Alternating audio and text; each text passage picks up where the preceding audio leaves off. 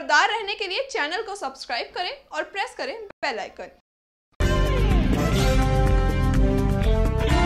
नमस्कार, स्वागत है आपका इंडिया टाइम 24 न्यूज में। मैं आपके साथ साक्षी सिंह। डाबरी रोड के पास पड़े कूड़े से लोग बेहद परेशान हैं, जिसके ठीक बगल में एक बच्चों का अस्पताल है और इमरजेंसी में डॉक्टर्स भी कूड़े की स्मेल से बेहद परेशान हैं। आइए देखते हैं हमारे सहयोगी प्रवीण की एक खास रिपोर्ट।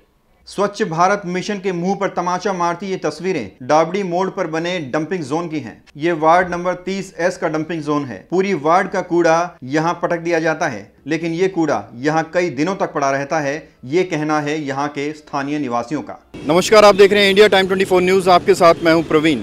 राजधानी दिल्ली में जहां एक तरफ चमचमाती हुई बिल्डिंग्स हैं, बड़े बड़े फ्लाईओवर्स हैं, 5 सितारा होटल हैं, तो कहीं कहीं आपको ऐसे नज़ारे मिलेंगे जहां से शायद आप गुजरना भी ना चाहेंगे। इस वक्त मैं मौजूद हूँ डाबड़ी मोड़ पर और यहाँ एक कूड़ादान है, एक डंपिंग जोन है, मेरे पीछे आपको नज़र आना होगा, जिसकी स्मेल दूर दूर तक महसूस की जा सकती है।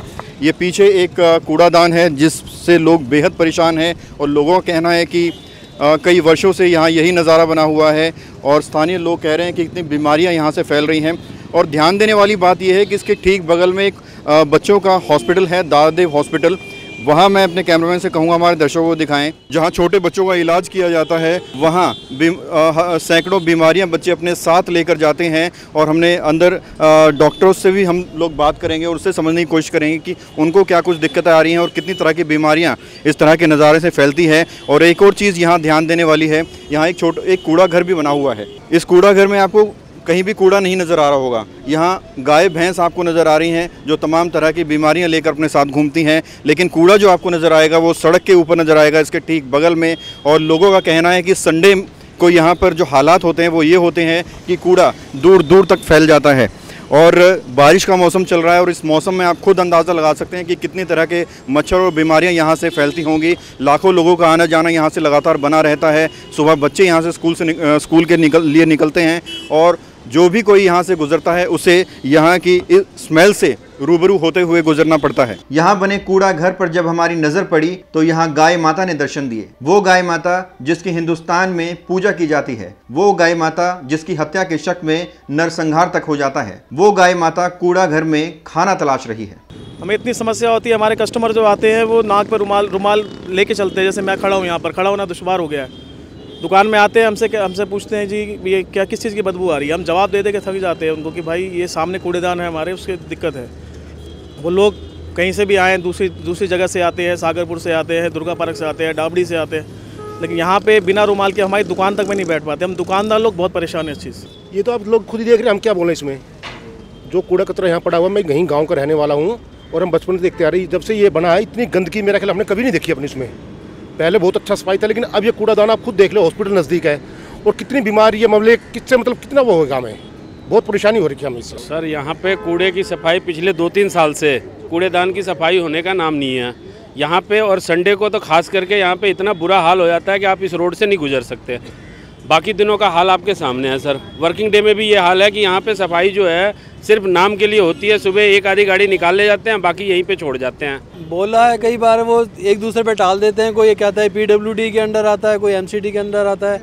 कई बार यहाँ कोई सफाई करने होती नहीं है। हमें 12-12, 14-14 घंटे यहाँ रहना होता है और इतनी गंदी स्मेल आती है। 36 तरह की बीमारियाँ हो गई यहाँ पर रह के, तो इसके बारे में कोई सुनवाई नहीं होती सर। बारिश में तो जी पूरा सड़न बनी हुई है और हम तो काफ़ी सालों से यहाँ से सुबह 12 घंटे के लिए आते हैं और सारा दिन ये स्मेल ही। अब तो हमारा जो मेमोरी सिस्टम है ना स्मेल की, वो सेम ही हो गई है। हमें तो समझ में नहीं आता है कब होगा सफाई यहाँ पे। सर एक कूड़े से और एक ये गायों से इतने परेशान है। यहाँ पे 100-150 गाय हैं, घूमती रहती है। रोज़ तो एक्सीडेंट होता है और ये कभी कहीं बैठ के गंद करती है। ये तो हटे तो काफ़ी कूड़े की समस्या हल हो सकती है। बरसात में यहाँ पूरा कीचड़ हो जाता है और कहीं निकल नहीं सकते यहाँ पर लोग। और यहाँ पर एक टॉयलेट भी होना चाहिए, बाथरूम के लिए भी अवस्था नहीं है यहाँ पे।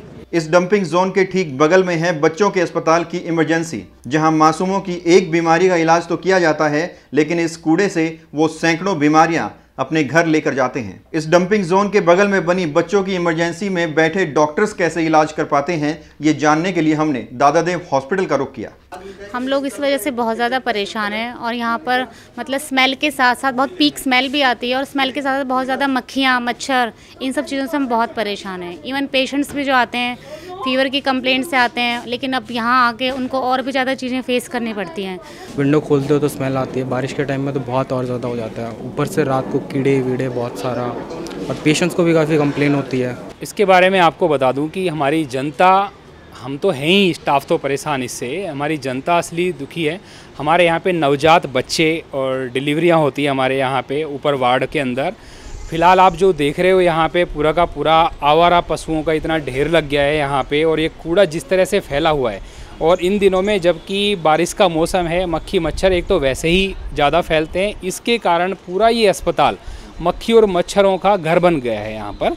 और जितनी भी माताएँ नवजात हैं, इसकी बदबू के कारण इतने परेशान हैं, उनका वार्ड में रहना दूभर हो रहा है। अब आइए आपको अस्पताल के सिक्योरिटी गार्ड से मिलवाते हैं, जिन्हें कूड़े की गंद के बीच में 12 घंटे की ड्यूटी देनी होती है। सर इतनी बदबू आती है यहाँ पे, आप ये समझ लो बिना मास्क के तो खड़े नहीं हो सकते हम लोग, और पेशेंट के साथ वाले वगैरह वो आते हैं, सब कंप्लेन करते हैं। और सर जो आप सोचिए, बीमार आदमी यहाँ आ रहा है, इतनी बदबू से और बीमार है। इसके साथ हमारे स्वास्थ्य को भी सर बहुत ज़्यादा दिक्कत है। यहाँ पे मच्छर मक्खियाँ वगैरह रात को दिन में भी बहुत लगते हैं। ये तो थी डॉक्टर्स की आप बीती। अब आइए आपको यहाँ आए हुए मरीजों का हाल दिल सुनाते हैं। सर इसमें परेशानी हो रही है कि यहाँ बहुत मक्खी आ रही है, बहुत गंदगी आ रही है, बर्दाश्त नहीं किया जा रहा है रहने के लिए, बैठने के लिए, लेकिन फिर भी मजबूरी में बैठना पड़ रहा है हमें।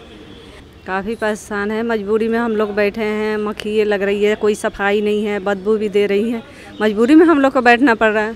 यहाँ पर गंदगी बहुत है, इसलिए घबराहट हो रही है, दिल में बार बार बाहर जाते हैं, फिर आते हैं। मजबूरी है कि मेरी बेटी यहाँ पर भर्ती है इमरजेंसी में। यहाँ पर 4 दिन से हूँ सर, मेरे को बुखार हो रहा है। यहाँ पर 4 दिन से यहाँ मक्खी है, बदबू की वजह से बुखार हो रहा है। यहाँ पर डेली तबीयत ख़राब हो रही है। और ऊपर जा रहा हूँ तो ऊपर भी परेशानी है, उसे भी घरवाली को। अब पता नहीं क्या हो रहा है, पता नहीं बुखार आ रहा है यहाँ पर पड़े ही। ये परेशानी यहाँ पूरा कचरे की वजह से।